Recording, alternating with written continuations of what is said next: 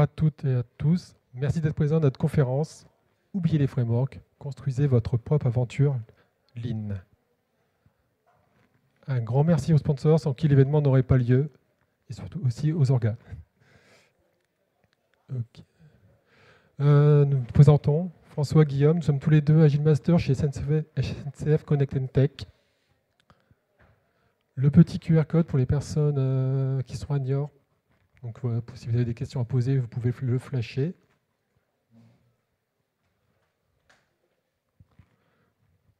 Alors, au programme de cette conf, nous allons d'abord vous partager notre constat sur les frameworks. Ensuite, il y aura un peu de théorie autour du Lean, donc je vous rassure, ça va être très succinct. Et enfin, nous terminons par le Rex sur le projet Connect. Alors, avant de démarrer, on va vous poser quelques petites questions. Donc, vous aurez juste à lever la main pour répondre oui. Connaissez-vous la valeur métier de ce que vous livrez en production? Levez bien les mains. Petite moitié, à peu près. Demandez-vous du feedback à vos utilisateurs finaux. Ah, super.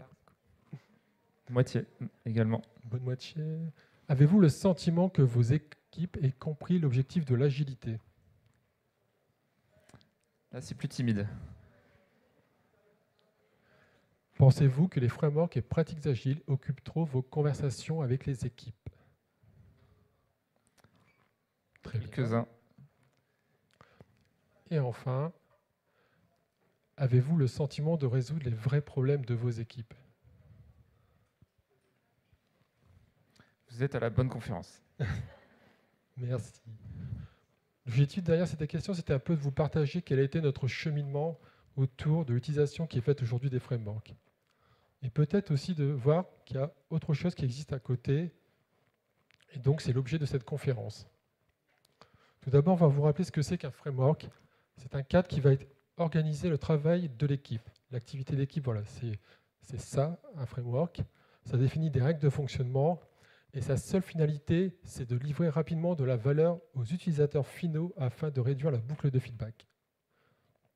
Comme vous pouvez le constater, il y en a un certain nombre. J'ai mis les plus connus. Et donc, vous imaginez, vous débutez dans l'agilité, vous vous retrouvez avec cette multitude de méthodes, approches, cadres. D'ailleurs, qu'est-ce que vous mettez en place? Qu'est-ce que vous faites? Donc, on a réussi à vouloir simplifier, en voulant simplifier le travail de l'équipe, on a réussi à complexifier cet écosystème.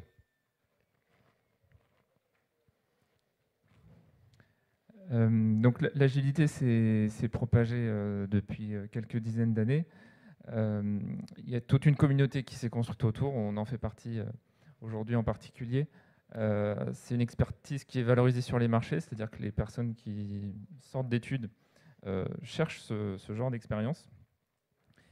C'est aussi devenu un business, des sociétés de conseil se sont construites autour de ça. Plus c'est compliqué, mieux c'est pour elles. Et on a même dans les organisations maintenant des rôles, des fiches de poste qui correspondent aux dénominations des frameworks. Et ça,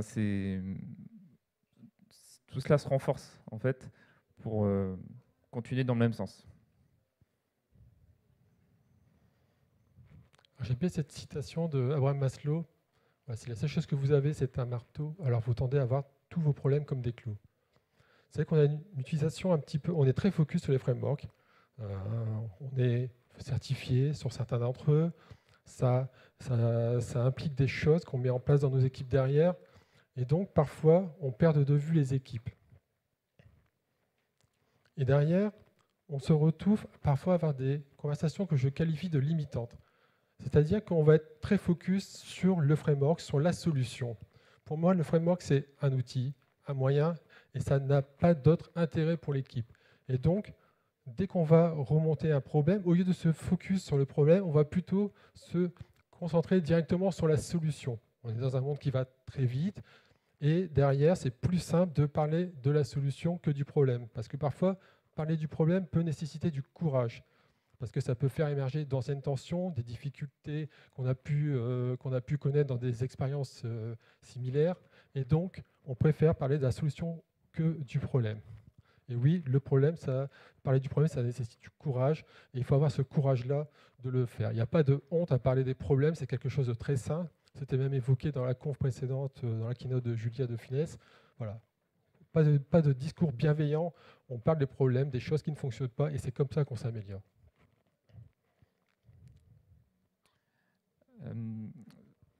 Ce que sont les transformations agiles, alors en 2023, il y a plus vraiment de transformations agiles, mais il y a peut-être des transformations agiles qui ne sont pas complètement finies, qui ont pu laisser des traces, surtout quand ça a été imposé à un moment donné.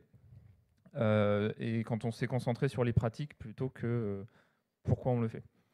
Il peut y avoir une méconnaissance de l'agilité, et si bien que dans une même organisation, certaines parties prenantes peuvent considérer que ce que l'on fait, c'est super agile, et d'autres dans la même organisation considèrent que c'est n'importe quoi. Et c'est qu'elles n'ont pas les mêmes références. Il y a peut-être eu des défauts de formation sur ces sujets. Elles n'ont pas le même prisme sur la manière de travailler.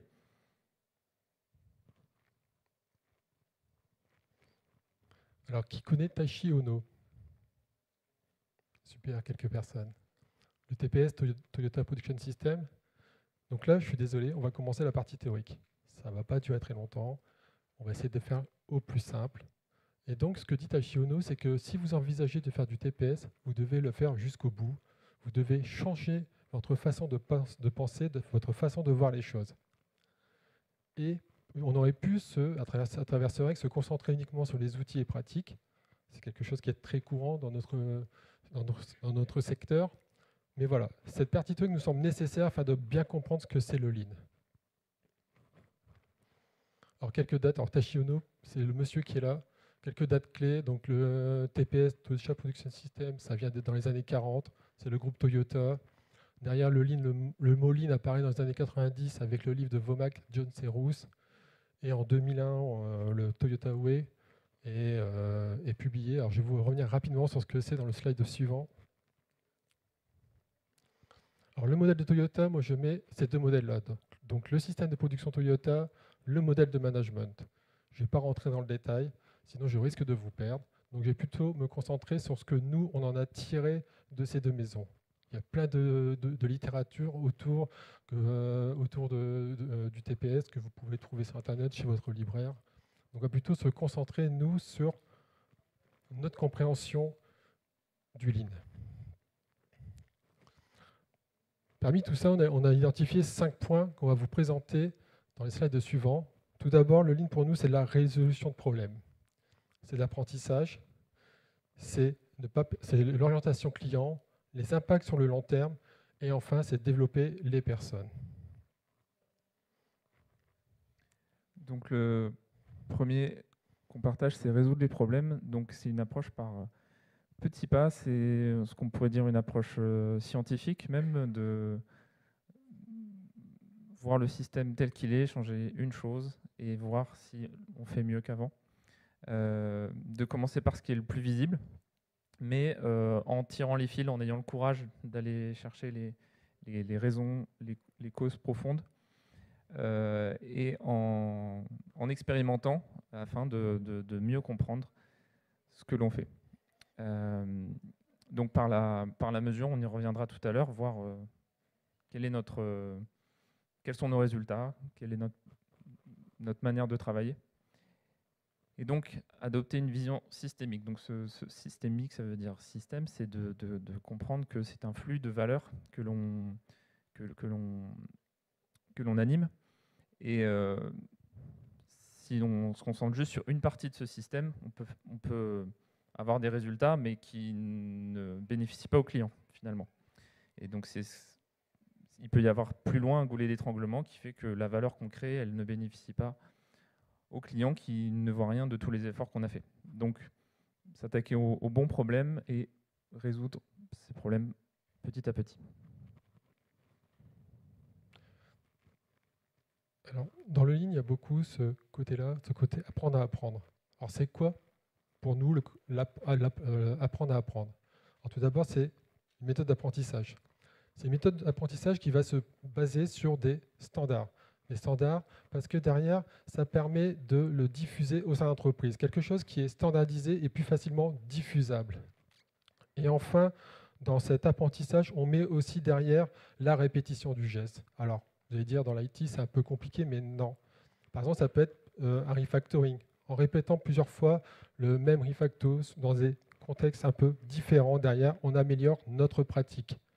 Donc là, vraiment, l'apprentissage, c'est quelque chose qui est au centre du Lean et qui va nourrir les personnes. Donc on parlait de flux de valeur pour le client. Donc la moitié de la salle a levé de la main tout à l'heure pour savoir si ils étaient sûrs de créer de la valeur. Et donc ça veut dire qu'on commence à...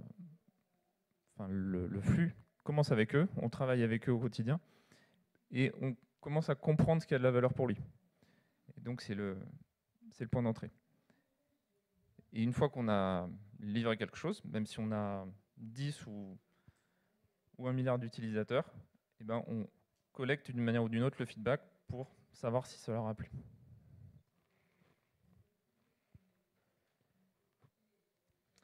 Et chercher les impacts à long terme, donc on s'inspire de Toyota. Ils ont fait un choix, Toyota, c'est de ne pas se mettre dans les marchés financiers dès le début, pour garder leur autonomie et pouvoir décider de leur avenir sur le long terme. Et ça, on peut s'en inspirer pour tout ce qui tourne autour de ça. Et donc, avoir une base commune de pratiques, construire une relation de confiance donc avec les clients, aussi avec les partenaires et les fournisseurs. Donc, on parlait de flux.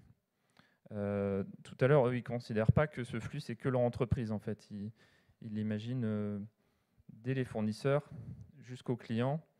Et donc, il faut s'en inspirer, ça veut dire créer ces mêmes relations de confiance et voilà, gérer l'entreprise, pas comme si on allait la gérer 2 ans, mais plutôt plusieurs siècles. Et donc, on peut aussi l'appliquer au respect de l'environnement et se dire que c'est en protégeant cet environnement qu'on gère cette société pour plusieurs siècles, pour les générations futures. Alors, je vais faire aussi le lien, parce qu'on va beaucoup parler de transfo agile pendant ces 2 jours agile en scène. Et c'est vrai que l'impact à long terme, c'est aussi au niveau de l'organisation que l'on pose. On parle d'une transformation de 2 à 3 ans, mais derrière, voilà, c'est quoi l'impact sur vos équipes sur le long terme? 2 ans, 3 ans, c'est peu, beaucoup. Donc voilà, beaucoup de vigilance lorsqu'on met en place des transformations. D'ailleurs, ça ne se fait pas sans impact sur les personnes. Et justement, le Lean, voilà, c'est quelque chose qu'on retrouve dans les points fondamentaux qu'on vous a présentés juste à l'instant. Voilà, c'est vraiment centré sur les personnes. La première échelle de l'entreprise, ce sont les individus qui la composent. Et donc, dans le Lean, on va préférer miser sur la personne que de dicter comment faire. C'est sur le terrain qu'on apprend à travailler. C'est sur le terrain c'est sur le terrain, que on détecte les problèmes. C'est vraiment l'apprentissage passe par le terrain.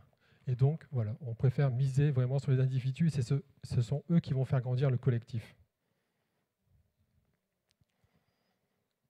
Alors, comme l'évoquait François tout à l'heure, c'est vrai, tout ce qui est mesurable peut être amélioré. Et donc ça, c'est quelque chose de très important. Et c'est quelque chose que nous allons en parler un peu plus longuement dans le Rex Connect. C'est comment intégrer aussi cette culture de la métrique. Là, on ne va pas rentrer dans le détail de tous ces outils, mais c'est des choses que vous trouverez dans la littérature qui sont applicables au logiciel assez directement. Alors, on en a terminé avec la partie théorique. La salle ne s'est pas vidée, au contraire, c'est rempli, donc on peut poursuivre.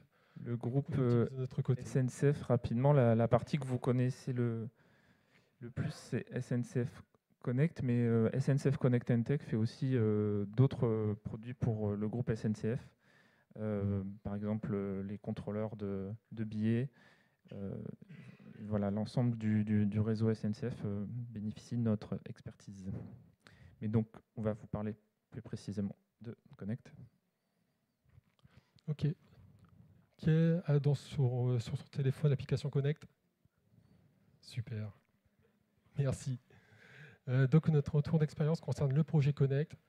Alors c'est plus de 300 personnes, entre 300 et 400 personnes, et ce REX concerne uniquement quelques équipes. Donc on est plus sur du local dans ce que on va vous présenter. Et donc ces équipes fonctionnent en Scrum, en Kanban, du back et du front. Alors le flux. Alors moi je suis arrivé il n'y a pas très longtemps chez SNCF Connect & Tech. Ça fait à peine 6 mois.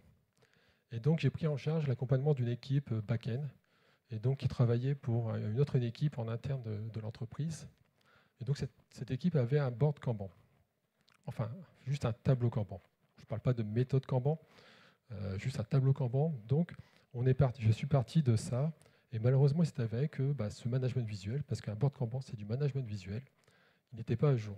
Donc une des premières tâches, ça a été justement de voir avec l'équipe comment on peut avoir une vision exacte, exhaustive du travail de l'équipe.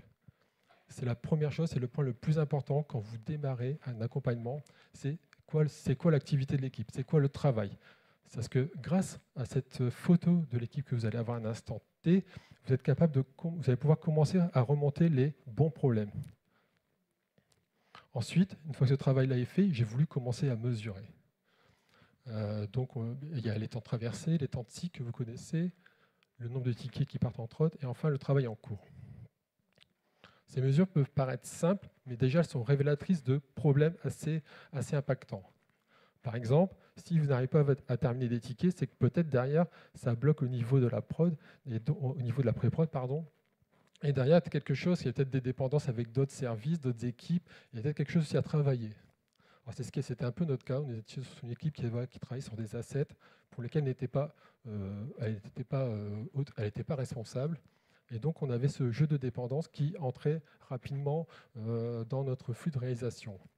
Pareil, à un moment, quand vous détectez des cycle time un peu trop longs sur la partie réalisation, c'est peut-être aussi que le ticket a pu être bloqué pour diverses raisons, parce qu'il est trop gros, parce qu'on a passé découpé.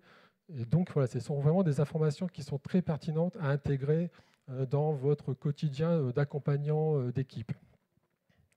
Alors, juste pour la partie un petit peu outillage, alors pour ces mesures, on utilisait, comme beaucoup d'entreprises, Jira. Puis, il y a peu de temps, on est passé sur Weaviz. Alors, je ne sais pas si vous connaissez Weaviz, peut-être pas. Je vous invite à regarder ou à poser la question à Kouta Fafra. Il se fera un plaisir de vous répondre. Donc Weaviz va exploiter un petit peu les données Jira et d'ailleurs va vous proposer des dashboards vraiment beaucoup plus agréables à regarder. Et derrière, c'est des choses que vous pouvez partager plus facilement avec vos équipes. Donc on a parlé du flux, donc de ce qui sort du système. Parfois, c'est plus facile de se représenter le stock, mais en fait, les deux sont liés, parce que le stock d'encours est lié au débit via la loi de Little. Mais donc le conseil qu'on peut donner là-dessus, qui est une des bases, c'est de limiter le nombre de tickets en cours. Et donc d'essayer de réduire le temps de cycle, ça veut dire travailler sur la bonne chose au bon moment, ne pas faire trop de stock justement de choses prêtes à faire, ni trop peu. Et donc One Piece Flow, ne pas avoir d'interruption finalement pour traiter l'ensemble d'un coup. Et donc un cas concret, c'est sur mesurer le temps d'attente entre une maturation et réalisation, donc pour améliorer la transmission entre le PO et l'équipe et la collaboration autour de ces sujets. Alors, petite précision sur le One Piece Flow, donc c'est pas alors, une pièce, c'est quoi dans l'IT? Alors une pièce, c'est pas forcément un ticket, c'est pas forcément une tâche, ça peut être une story. Donc l'objectif derrière, ça va être vraiment de concentrer tout l'effort de l'équipe sur une fonctionnalité, sur une feature, jusqu'à la production avant de démarrer une nouvelle. Alors, comme je disais tout à l'heure, dans le Lean, il y a ce concept d'apprendre à apprendre. Une fois que vous avez lu ça, c'est quoi concrètement dans les équipes? Alors, la réflexion est toujours en cours. C'est pas évident comme sujet. Voilà. À partir de quel moment vous pouvez dire que votre équipe est bien dans une phase d'apprentissage? Et qu'est-ce que vous pouvez faire pour l'aider? Alors justement, il y a ce qu'on a présenté tout à l'heure, résoudre les problèmes au fur et à mesure qu'ils se présentent. Ça, c'est très important. Alors vous allez me dire, pour ça, il y a la rétrospective. Pourquoi pas? Quand je suis arrivé toujours dans la même équipe back-end, il y a 6 mois de cela, elle avait mis en place un Lean Coffee. Lean Coffee, je ne sais pas si vous connaissez le format d'atelier. On remonte des idées, on vote, puis après on traite et on identifie ou pas des actions s'il y a besoin. Et donc elle avait ce temps hebdo dans lequel elle évoquait les problèmes de la semaine. Et donc par rapport à une rétrospective, alors je n'ai pas décrit la rétrospective, mais ça permet d'avoir un feedback plus rapidement. On n'est pas obligé d'attendre 3 à 4 semaines afin de s'améliorer. Et donc, j'ai essayé d'étendre un peu plus ce concept de Kaizen hebdo en intégrant aussi de l'analyse de métriques. Alors, je vous parlais tout à l'heure de la culture de métriques. Alors, c'est une difficulté que je présente dans le slide juste après. C'est comment, alors on dit dans le Lean qu'il faut mesurer pour pouvoir progresser. Mais d'ailleurs, comment vous intégrez cette mesure dans vos équipes? Comment vous faites? Alors, j'ai essayé plusieurs choses. Deux choses exactement. Je vais vous présenter les deux. Il y en a une qui a échoué et l'autre qui fonctionne plutôt pas mal. La première, c'est justement dans ces temps hebdo d'amélioration continue, je vais prendre le détail d'un ticket, un ou plusieurs tickets. Donc derrière, vous allez mettre en valeur ses temps de cycle, son temps de traversée, s'il a été bouclé ou pas. Donc vous mettez ça dans un petit support type Miro. Et derrière, vous posez quelques questions ouvertes. Qu'est-ce qui s'est passé sur ce ticket? Qu'est-ce qu'on aurait pu faire différemment? Et derrière, vous allez ouvrir les débats en restant focus sur un problème bien précis. Et donc, c'est quelque chose qu'on intègre régulièrement dans nos temps d'amélioration continue hebdo. Voilà, une fois sur deux, on fait d'analyse de métriques. Donc ça, c'est quelque chose qui fonctionne. Alors, à l'inverse, quelque chose qui ne fonctionne pas, en tout cas dans les équipes dans lesquelles j'ai pu tester. Alors, tout à l'heure, je parlais justement de la rétrospective. Une rétrospective sur les métriques, ça ne fonctionne pas. Ça a été un gros fail de mon côté, peu d'idées et pas de valeur ajoutée. L'équipe était perdue. Peut-être parce qu'il y avait trop de choses qui étaient partagées. Donc voilà, si vous voulez intégrer cette analyse de métrique, ça passe par, quelque chose de très focus. C'est plus simple derrière pour eux pour identifier des actions d'amélioration. Et enfin, surtout, on partage des apprentissages. Alors, qu'est-ce que je mets derrière? C'est cette culture de l'écrit. C'est vrai que l'agilité, on parle beaucoup d'agilité, documentation, ce n'est pas toujours compatible. Les équipes n'ont pas toujours envie de documenter. Alors plutôt, voilà, en tant qu'agiliste, j'essaie de pousser la documentation. Et ça rejoint le côté processus standardisé. D'ailleurs, tout ce qui est posé par écrit peut être plus facilement diffusé et aussi challengé. Donc voilà, je vous invite fortement à instaurer une culture de l'écrit dans vos équipes. C'est très important. Alors, les difficultés, parce qu'on en a connu et on en connaît encore.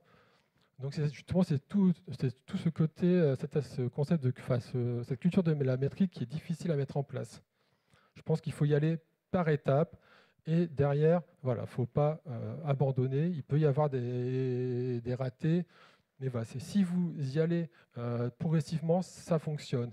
Alors, par contre, attention aux vanity métriques. Voilà. On ne partage pas des métriques parce qu'en tant qu'accompagnant agile, on aime bien poser des métriques, les partager. Mais derrière, si on n'en fait rien, elles ne servent à rien. Donc l'objectif, c'est aussi toujours de remettre en cause, quand on partage des métriques avec ces équipes, c'est leur utilisation. Si c'est juste pour partager, pour satisfaire notre ego d'accompagnant agile, autant arrêter. Enfin, ensuite, on a aussi essayé les WIP limits. C'est vrai qu'un flux Kanban sans WIP limit, ça a peu de valeur ajoutée, ce n'est pas du Kanban.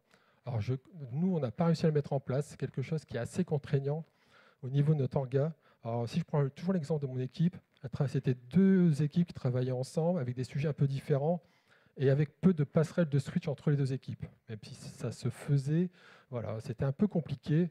Et donc, on a essayé de le mettre en place une première fois, ça n'a pas fonctionné. Deuxième fois, pareil. Donc là, on se dit peut-être que notre orga d'équipe ne correspond pas des WIP limites ou peut-être qu'on n'a pas su aussi résoudre les vrais problèmes. Donc ça, c'est quelque chose qui est en cours. Aussi, le fait de s'améliorer, de devenir réflexe de l'équipe. Voilà, c'est qu'on compte beaucoup sur l'accompagnant, le Scrum Master, le coach pour que l'équipe s'améliore, mais ça serait encore mieux si elle pouvait le faire d'elle-même. Donc c'est derrière, il y a vraiment un cadre à instaurer autour afin de permettre à l'équipe de s'améliorer, même s'il n'y a pas de personne entre guillemets dédiée à cette équipe. Enfin, ne pas se limiter à l'équipe.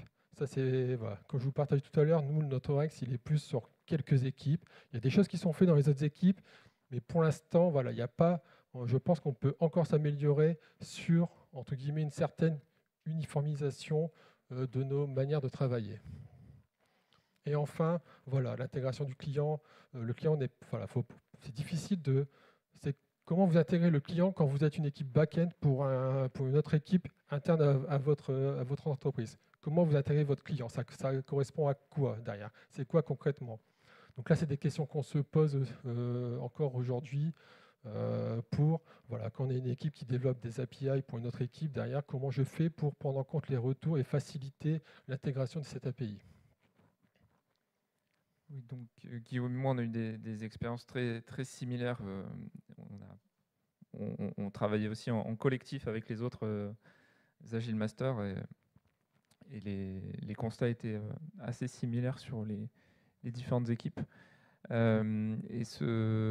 y a plusieurs pratiques qu'on a mis en place pour continuer de partager nos expériences et de continuer d'apprendre. Donc,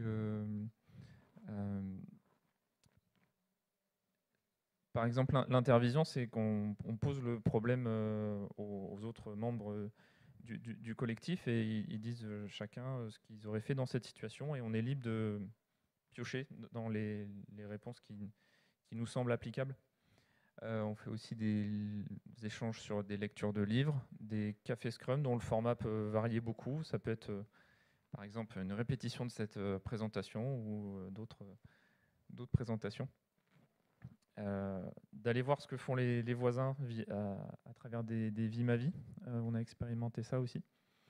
Et du coup, on s'est appliqué ces mêmes principes. Et sur les travaux qu'on fait pour nos équipes en transverse, eh ben, on a aussi un board et on limite le nombre de sujets en cours sur ce board. Et donc les questions de tout ce qu'on a revu précédemment, on essaie de se l'appliquer nous-mêmes. Alors, on a beaucoup parlé dans l'agilité, être agile, VS, faire de l'agile.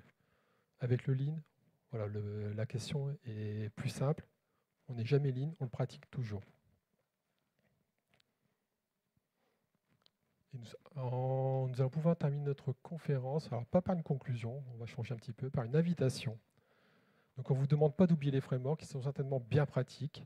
Par contre, peut-être de revenir à quelque chose de plus simple. Voilà. Et je pense que notre expertise, elle est nécessaire pour nous.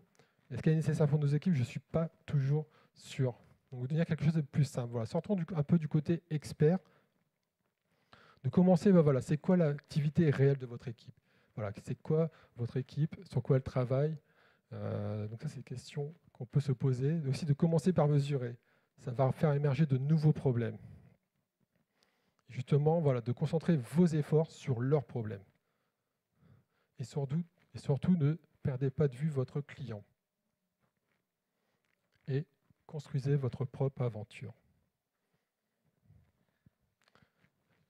On a quelques recommandations de lecture qui nous ont servi dans notre parcours, en préférence ceux qui sont à gauche, si vous n'en preniez quelques-uns. Le support sera partagé de toute façon. Donc on recrute sur 3 sites, Lille, Nantes, Paris, coupure pub également. C'était le petit instant pub. Je laisse le temps que vous scanniez le QR code. N'hésitez pas à postuler. Merci à vous.